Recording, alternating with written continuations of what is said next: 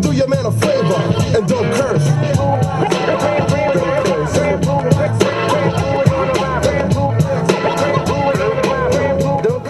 Anyone hungry? Anyone hangry? Was Jesus hangry? Now, hangry is a new word in the Oxford English Dictionary.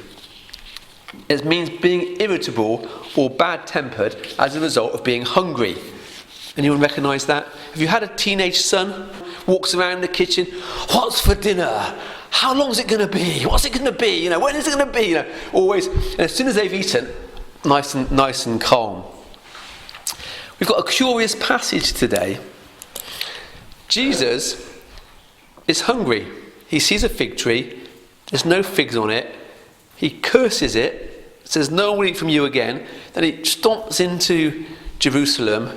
He trashes the court of the Gentiles. Comes back. Next morning, he goes in and sees that the tree that he has cursed has withered up and died. Is this really the faultless Son of God, Jesus, that we know and love? Yes, it is. So what is going on here? Right, so look at the context. This is happening on Holy Week Monday. Yeah? And Jesus has two really heavy burdens. The first one is the cross. He's got this big spiritual battle ahead of him, and he wants to get this right. It weighs heavy on him, and he knows it's getting close. The other burden is that Jerusalem, the leaders, the people, aren't accepting him. They're rejecting him. So he will die on the cross for them, and they won't be saved unless he can convince them to embrace him and turn away from their ways. So there are these heavy burdens on him. So we go back to yesterday. Jesus is entering Jerusalem on a donkey. He gets halfway and he sees the temple gates for the first time that day, and he breaks down and he weeps.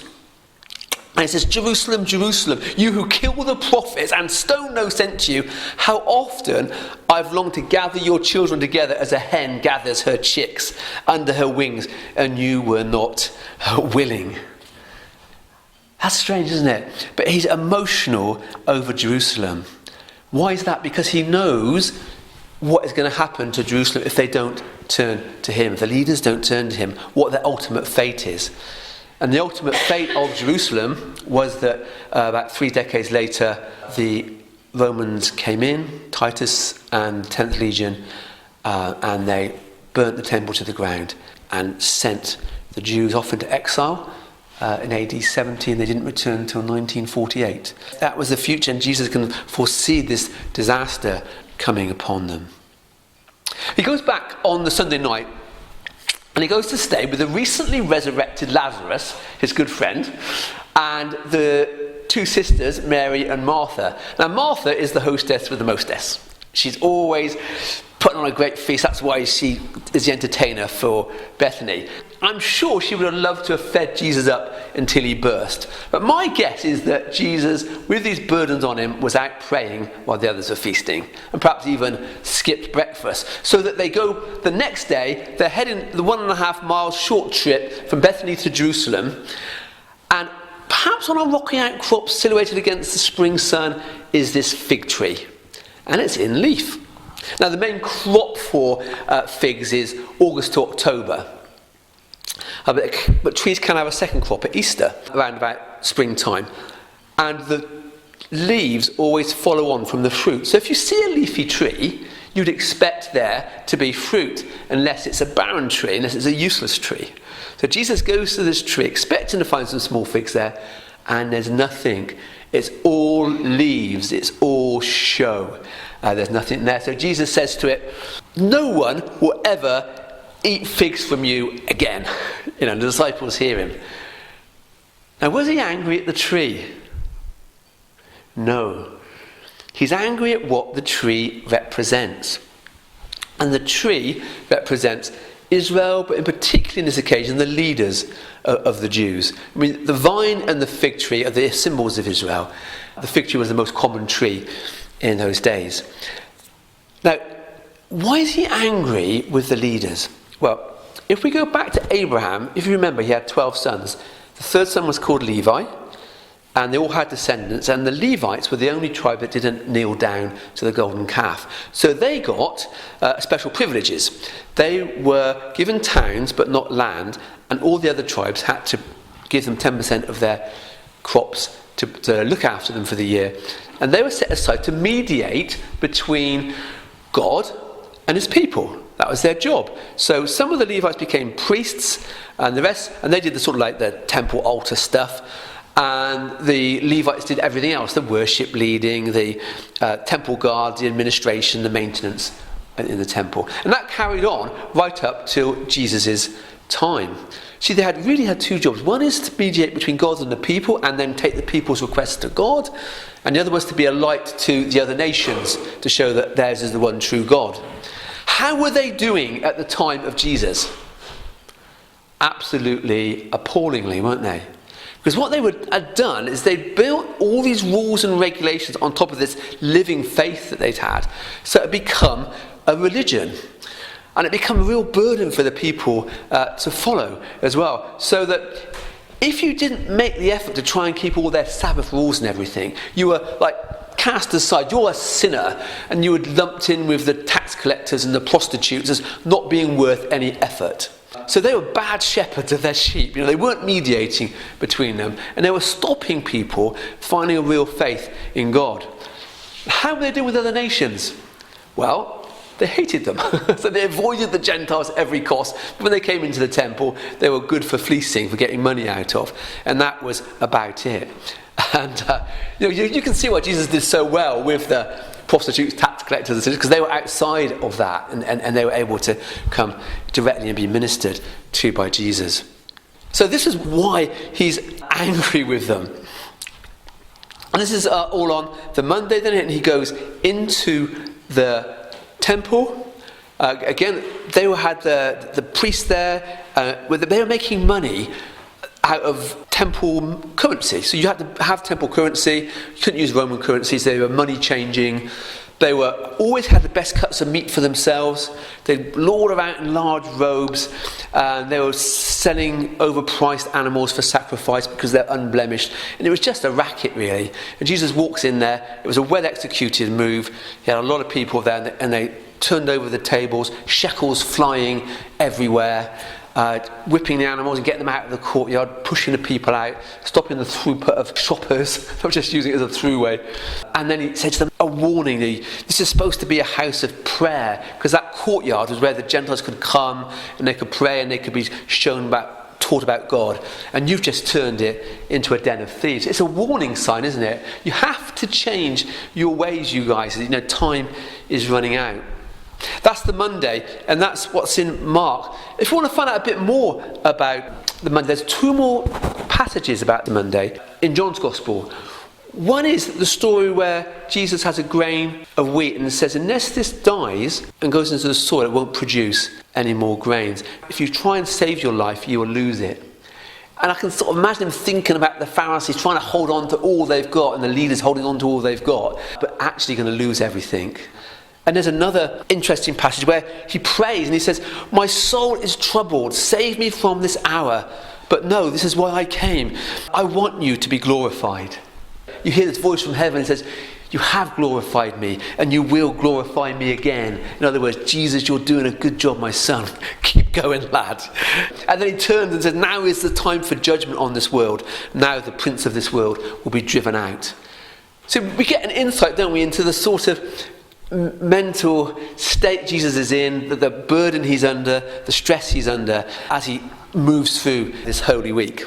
And then he goes back to Bethany, looked after by Mary and Martha, and after that eventful day in the temple, he's back again. I wonder how many of us would have thought, I'm not going back today after all that. Lie low a little bit, everyone's out to kill me. But he knows that's where he needs to be, so on the Tuesday, he's back again. And they see the fig tree. But this time, it's not nice and leafy, but it's withered up and died. Now, the fig trees have a lot of moisture in them. So for it to have withered up and died within one day was a miracle. So you see, that's a bit of a strange miracle, isn't it? Making a tree die.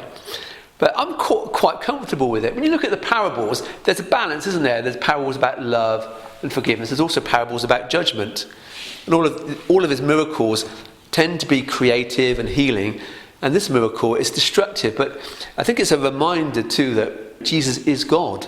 These leaders of Israel, they're not messing with a Boy Scout here. This is the Son of God. And he has the power to build up, and he has the power to take down as well. And Peter latches on to this dead tree. He said, "Oh, look, Jesus, look what you did to that tree. What do you make of that?" And I think this is the response of Jesus that I find fascinating here, because Peter wants him to talk about this destruction of the tree. But Jesus doesn't want to talk about what's happening to those that aren't producing fruit, those that aren't turning to him and being saved, because that's not Peter, is it? That's not his disciples. So he says to Peter, "Have faith in God. Truly I tell you, if anyone says to this mountain, 'Go throw yourself into the sea,' and does not doubt in their heart but believes," that's what they say will happen, "then it will be done for them. Whatever you ask for in prayer, believe you have received it and it will be yours.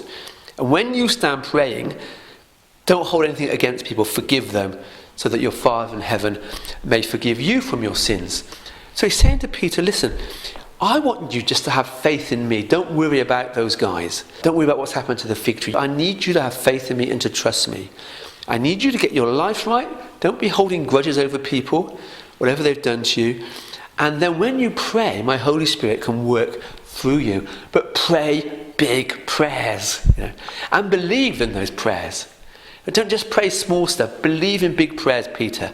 So what does this passage really mean then? I think one thing it doesn't mean, and some people have tried to interpret it that way, when Jesus says they will never eat figs from that tree again.